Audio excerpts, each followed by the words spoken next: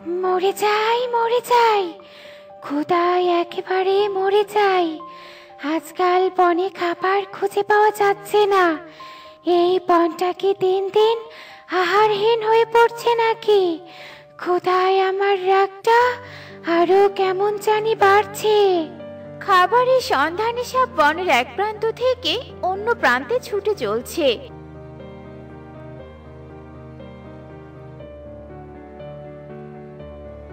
আর হঠাৎই সাপ গাছের ডালে বাসা দেখতে পায়, আর সাপ গাছ বেয়ে বেয়ে সেই বাসায় যায়। আরে ওটা তো ঈগল দাদার বাসা। ঈগল দাদার বাসায় সাপটা কি করছে? সাপটা আবার কুমতলব নিয়ে ঈগল দাদার বাসায় যায়নি তো? সাপটাকে তো তাড়াতে হবে মনে হচ্ছে। বুঝতে পেরেছি, বদমাস সাপ ঈগল দাদা আর ইগলি দিদির ডিমের দিকে নজর দিয়েছে। যে করেই হোক ডিমটাকে রক্ষা করতে হবে।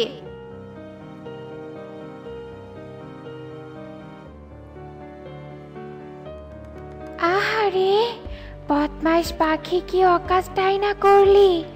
আমি কত কষ্ট করে একটা ডিম খুঁজে বের করলাম, আর তুই কিনা আমাকে ডিমটা খেতে দিলি না। ধরতে পারলে তোর আর রক্ষে রাখবো না। ডিম খেতে না পেরে সাপ রাগে ফোঁস করতে থাকে, আর টুনি ঈগলের ডিম নিয়ে উড়ে চলে যায় আর ডিমটাকে নিরাপদে রাখার চিন্তা করতে থাকে। আর কালু কাক টুনির কাছে ঈগলের ডিম দেখে ভাবতে থাকে, এ কি কাণ্ড! এই বদমাস টুনি ঈগলের ডিম কোথায় পেল? টুনি কি কোনোভাবে এই ডিমটা চুরি করতে চাইছে নাকি? ব্যাপারটা তো ঈগল দাদাকে জানাতে হচ্ছে। ঈগল দাদা, ও ঈগল দাদা, শুনতে পাচ্ছ? ঈগল দাদা, দাঁড়াও, আমার কথাটা তো শুনে যাও। ঈগল দাদা! আরে কালু, তুই কি হয়েছে বলতো? তুই এভাবে পিছু ডাকছিস কেন? কি হয়নি সেটা বলো ঈগল দাদা। তুমি তো জানোই না, টুনির মতো ছোট্ট পাখি তোমার ডিম চুরি করে নিয়ে গেছে। বলিস কি? তোর কি মাথা খারাপ হয়েছে? টুনির মতো ছোট পাখি আমার ডিম চুরি করার সাহস করবে? আমার তো বিশ্বাসই হচ্ছে না। বিশ্বাস হচ্ছে না? তবে তুমি তোমার বাসায় গিয়ে ডিমের খোঁজ করলেই বুঝতে পারবে। সেটাও কথা, তবে তুই চল আমার সাথে। এত বড় খবর দিলি, খবরটা মিথ্যে হলে তো তোর আমি 12টা বাজাবো। উফ, টনি যে ঈগল দাদার ডিম চুরি করেছে, এটা যদি একবার প্রমাণ করতে পারি, তবে তো ঈগল দাদার কাছ থেকে খুব বড়সড় বকশিশ পাওয়া যাবে। হায় হায় রে, কি সর্বনাশ হলো আমার! আমার ডিম কোথায়? আমি তো সকালেই ডিমটা রেখে বাইরে গিয়েছিলাম, তবে আমার ডিমটার কি হলো? ওগো, তুমি এসেছো? আমাদের যে অনেক বড় সর্বনাশ হয়ে গেছে। আমাদের ডিমটা হারিয়ে গেছে। এবার বিশ্বাস হলো তো আমার কথা? দেখো, ডিম হারানোর শোকে বৌদি কাঁদছে, আর আমি নিজ চোখে দেখেছি টুনি তোমাদের ডিম চুরি করে নিয়ে গেছে। টুনির এত বড় সাহস! টুনি আমার ডিম চুরি করে? তবে টুনির তো রক্ষে রাখবো না। আমি যাচ্ছি টুনিকে ধরতে। তুমি কেঁদো না বউ, শান্ত হও। একা যেও না ঈগল দাদা, আমিও যাচ্ছি তোমার সাথে।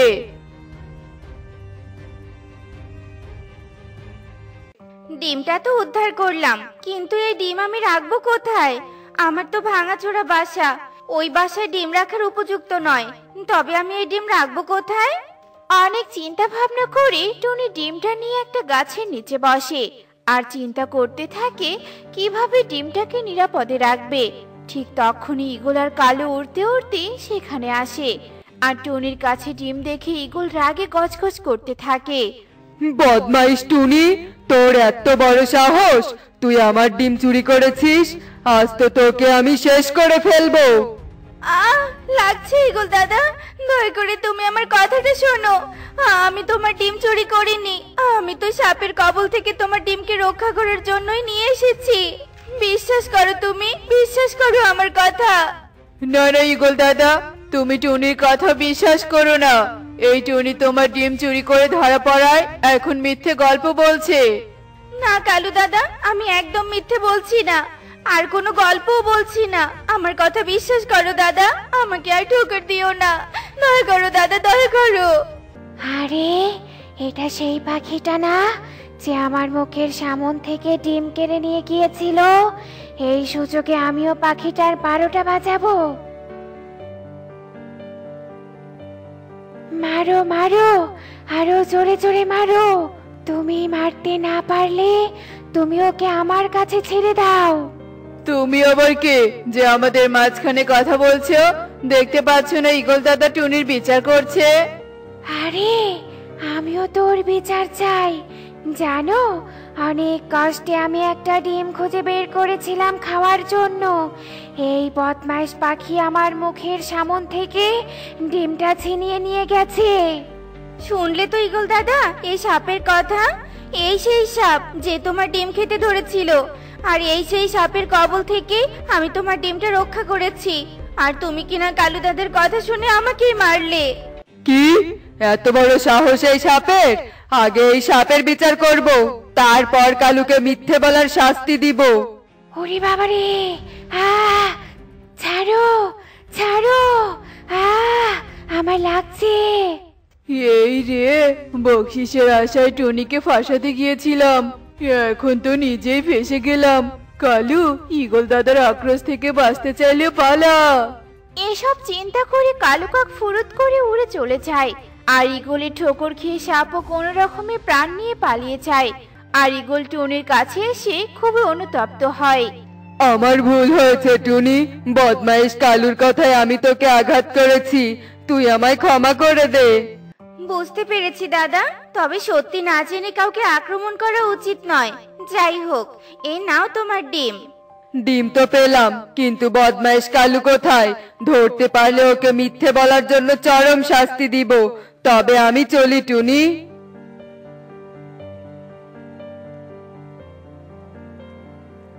যেও না টুনি, দাঁড়াও, আমার কথা শুনে যাও।